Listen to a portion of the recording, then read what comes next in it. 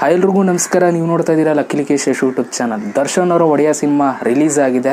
I think ಇಷ್ಟೊತ್ತಾಗಲೇ ಎಲ್ಲರೂ ಕೂಡ ತುಂಬ ಜನ ನೋಡಿದ್ದೀರಾ ಅಂತ ಅಂದ್ಕೊಳ್ತೀನಿ.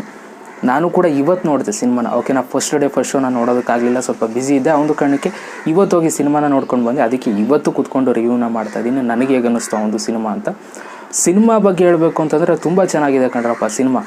ಒಂದು ಫ್ಯಾಮಿಲಿ ಓರಿಯೆಂಟೆಡ್ ಸಿನಿಮಾ, ಎಲ್ಲರೂ ಕೂತ್ಕೊಂಡು ಆರಾಮಾಗಿ ಕಂಫರ್ಟಾಗಿ ನೋಡುವಂಥ ಸಿನಿಮಾ. ಓಕೆನಾ, ಕೆಲವೊಂದಷ್ಟು ಸೀನ್ಸ್ಗಳು ಸ್ವಲ್ಪ ಡಿಸ್ಟರ್ಬ್ ಆಗುತ್ತೆ, ಅದು ಬಿಟ್ಟರೆ ಇನ್ನು ಮಿಕ್ಕಿದೆಲ್ಲ ತುಂಬ ನೀಟಾಗಿದೆ ಸಿನಿಮಾ. ಎಲ್ಲರೂ ಜೊತೆ ಕೂತ್ಕೊಂಡು ನೋಡುವಂಥ ಸಿನಿಮಾ. ದರ್ಶನ್ ಅವರ ಸಿನಿಮಾಗಳೇ ಆಗಿ ಆಲ್ಮೋಸ್ಟ್ ಅಲ್ಲಿ ಎಲ್ಲ ಫ್ಯಾಮಿಲಿ ಕೂತ್ಕೊಂಡು ನೋಡುವಂಥ ಸಿನಿಮಾಗಳೇ ದರ್ಶನ್ ಅವರು ಮಾಡುವಂಥದ್ದು. ಬರೀ ಯಂಗ್ಸ್ಟರ್ಸ್ಗೆಲ್ಲ ಎಲ್ರಿಗೂ ಅವರು ಸಿನಿಮಾನ ಮಾಡ್ತಾರೆ.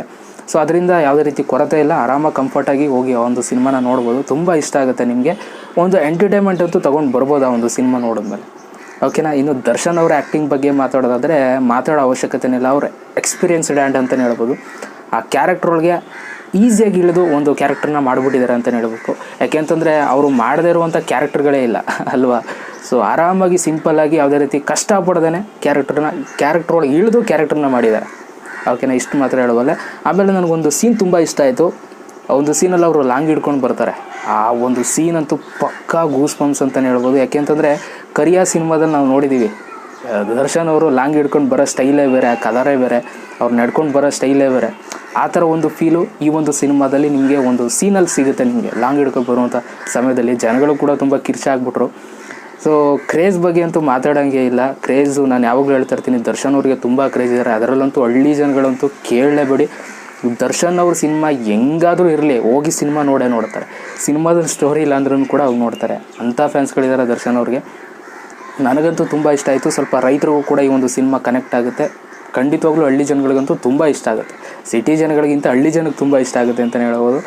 ಆಮೇಲೆ ಮ್ಯೂಸಿಕ್ ಬಗ್ಗೆ ಮಾತಾಡಬೇಕು. ಮ್ಯೂಸಿಕ್ಕು ಕೂಡ ತುಂಬ ಚೆನ್ನಾಗಿ ಕೊಟ್ಟಿದ್ದಾರೆ ಅರ್ಜುನ್ ಜನ್ಯ ಅವರು.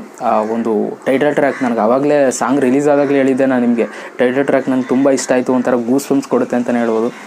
ಆ ಒಂದು ಟೈಟಲ್ ಟ್ರ್ಯಾಕ್ನ ಉಪಯೋಗಿಸ್ಕೊಂಡು ಒಂದು ಬ್ಯಾಕ್ಗ್ರೌಂಡ್ ಮ್ಯೂಸಿಕ್ನ ಕೊಟ್ಟಿದ್ದಾರೆ. ಅದೆಲ್ಲ ಸಖತ್ತಾಗಿದೆ. ಫೈಟಿಂಗ್ ಸೀನ್ಸ್ಗಳಂತೂ ಮಾತಾಡೋಂಗಿಲ್ಲ.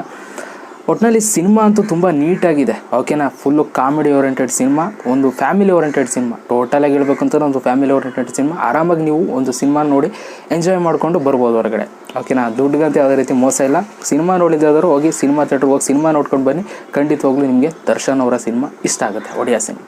ಓಕೆನಾ, ಸಿನಿಮಾ ನೋಡಿರೋರು ಹೇಗೆ ಅನ್ನಿಸ್ತು ಅಂತ ನನಗೆ ಕಮೆಂಟ್ ಬಾಕ್ಸಲ್ಲಿ ಕಮೆಂಟ್ ಮಾಡಿ. ಜೊತೆಗೆ ಈ ಒಂದು ವಿಡಿಯೋ ಇಷ್ಟ ದಯವಿಟ್ಟು ಒಂದು ಲೈಕ್ ಮಾಡಿ.